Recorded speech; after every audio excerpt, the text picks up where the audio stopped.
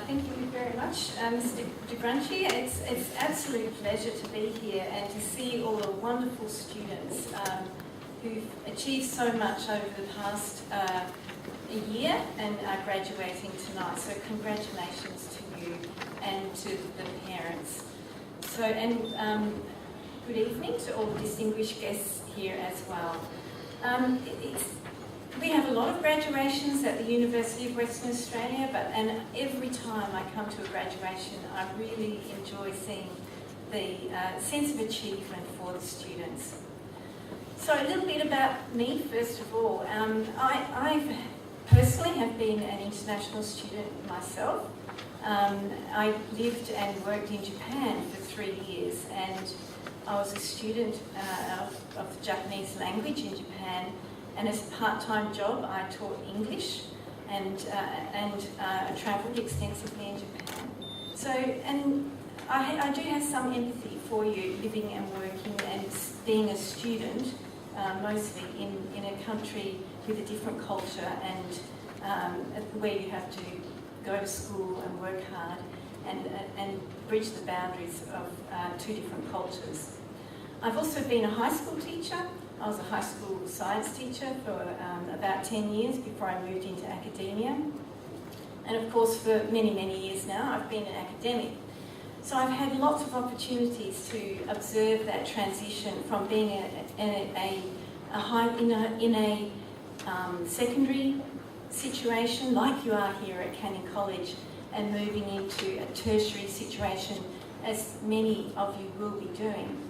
And so today what I want to do is to draw on my experiences and to really focus on some of the things that I think are really important when you move from being a secondary student in a college or school like you are now to the situation that you're going to, which is a tertiary or university situation. So there's 7 main points that I want to make, but underpinning all of those points is the difference between the situation that you're in at the moment where you go to school, exactly as your principal just said, with the wonderful support that you have from the teachers, to a situation that's a tertiary situation. The main difference, I think, is about autonomy. It's about taking control of yourself and being able to do things yourself. It's an adult learning environment, much more in a university situation. So that's the big change that many of you will have to, most of you will have to make in the next 12 months or so as you move to a different kind of institution. So the 7 points. The first point is a term that I've already just said. It's take control. You need to take control of your own life. The first thing you'll need to do when you move into a university situation is make decisions. Make decisions about which course. I know many of you already put in your TISC application, and you may change that soon. But you'll need to make choices and decisions about what units you want to do. And you may even change your mind once you've enrolled. And so you have to take control of that. The teachers won't tell you which courses are best for you. The teachers won't tell you which units are best for you. They'll be there to talk about it with you, but you're the one that has to make that decision. So that's the first main point. Take control, really think about who you are and what you want to do. Because if you're doing what you want to do, you'll be the best student. It's much better to be doing what you love and what you want to do than something because you think someone else thought it was a good thing for you. First point, take control. Second point is engage. Engage with your learning. Go to your classes. If it's an online course, get on there and do what you're supposed to do. It's different in a college or a school environment where the teacher is there and says, "Where were you? You're late." No one will do that in a university. They might encourage you, but you've got to engage with your learning and make sure you turn up. You're the one that has to make sure you get your assignments in on time. No one will tell you off if you don't. They'll just fail you. And so you really need to engage in your learning, go to classes, do your homework, make your own plan for how you're going to get through the semester or the term that you're enrolled in. So that's another big difference. But it's related to the taking control thing, because you're the one that needs to take control and engage in your learning. Study regularly, start early, so you don't get to the night before the exams and panic. You don't want that. And I'm sure your teachers here from Canning College have taught you all these very good study skills. Remember them. Another thing I think is a really great thing to remember as you move on into a tertiary environment is to challenge yourself.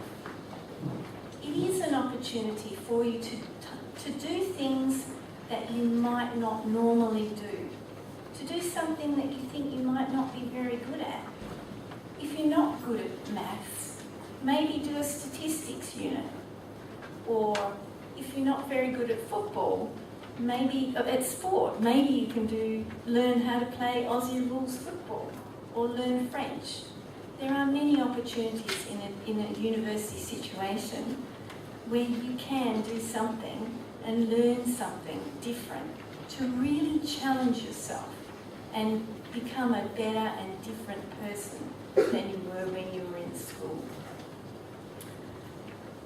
So I think you'll like this one. Number 4, have fun.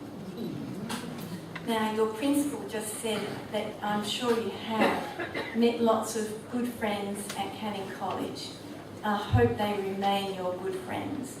But when you go to university, seize the opportunity to meet new people and meet new friends and have fun.